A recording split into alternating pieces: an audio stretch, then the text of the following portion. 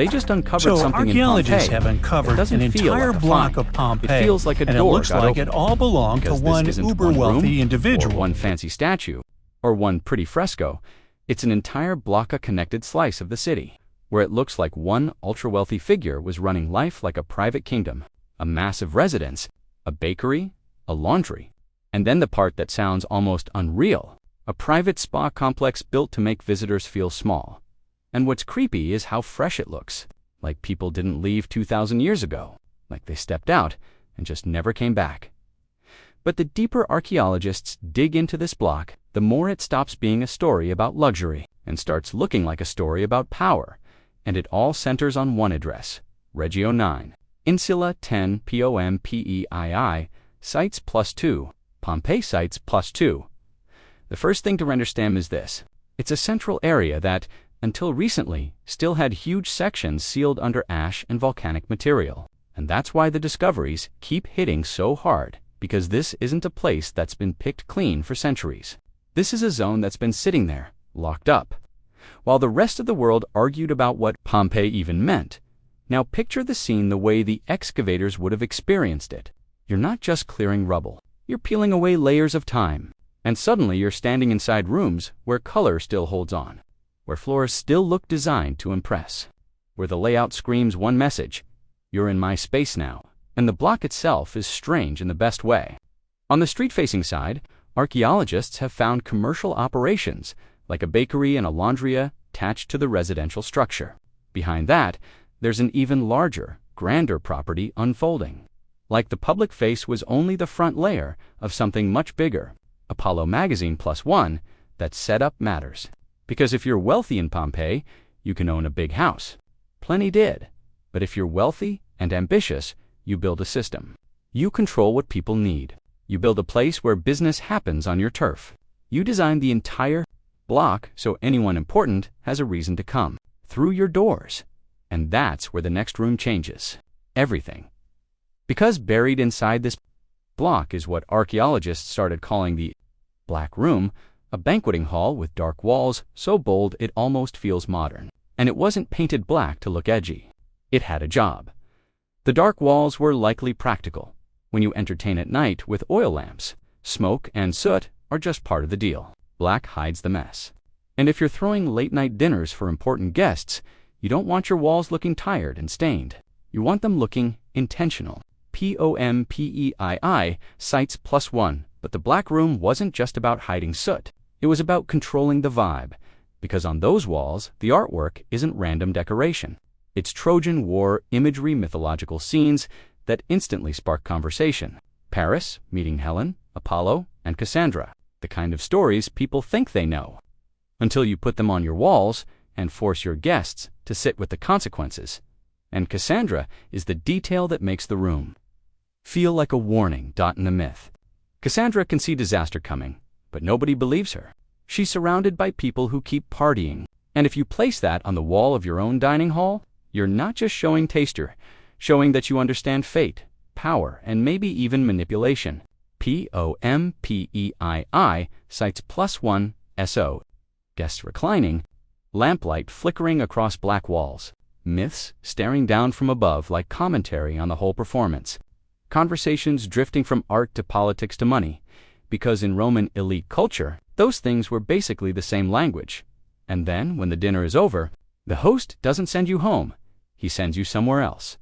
Because attached to this banquet, space is the real flex, a private bath complex so large, archaeologists say it's among the biggest and most structured private thermal suites ever uncovered in a Pompeian house.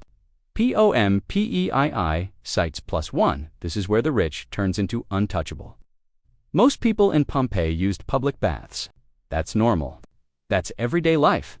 But a private bath complex like this, that's not just comfort. That's a signal. It tells every visitor, I'm not playing the same game you are. This complex had the classic thermal circuit, hot, warm, cold built, like a ritual. You don't just jump into water. You move through a sequence like you're being processed into a different version of yourself first. The caldarium, the hot roomware, heat and steam do the heavy work. Then the tepidarium, the warm space where oils could be applied and skin could be scraped clean. turning bathing into a full-body ceremony. Then the frigidarium, the cold room, where the final plunge hits like a reset button. Pompeii, sites +1. And here's the wild part.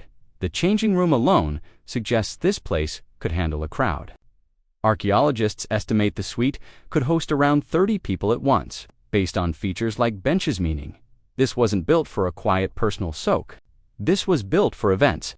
Pompeii, sites +1 that changes. How you should picture it. This wasn't someone hiding in luxury. This was someone staging luxury. A private spa becomes a social machine. You invite people in. You impress them. You relax them. You make them feel included. And while they're comfortable, you talk business. You float a proposal. You hint at a favor. You shape alliances without it feeling like a negotiation. It's basically networking Roman edition. And researchers have pointed out that in elite Roman society, banquets like these weren't purely private in the modern sense.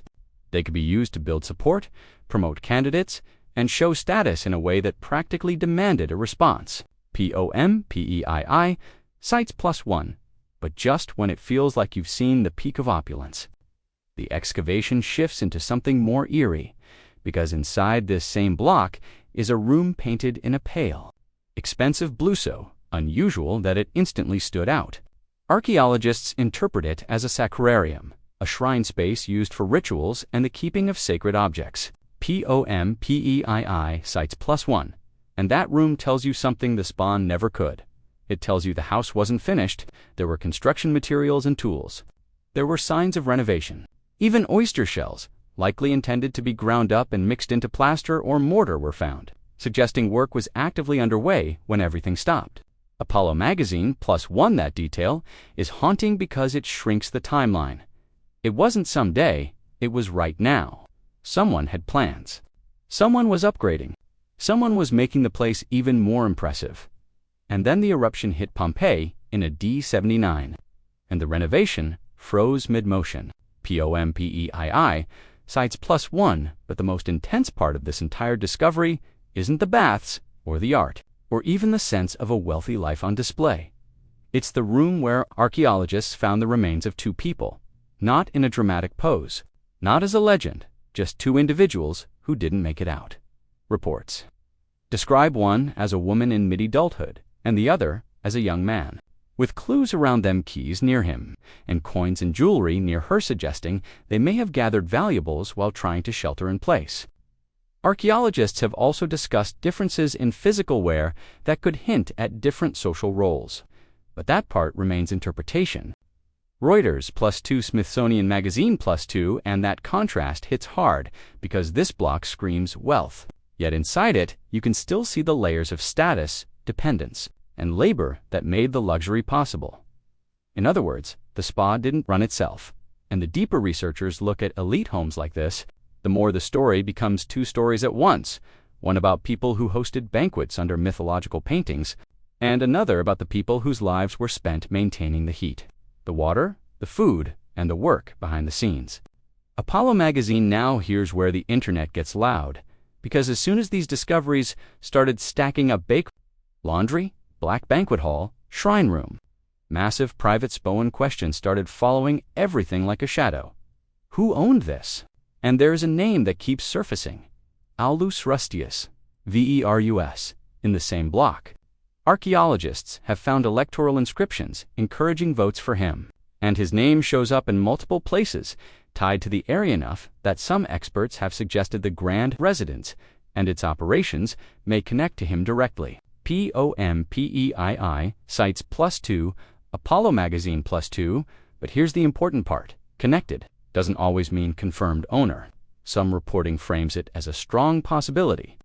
Other interpretations leave room for alternatives, like the idea that parts of the property could be associated with supporters, clients, or business partners in his circle. Rather than a single clean, this was his house.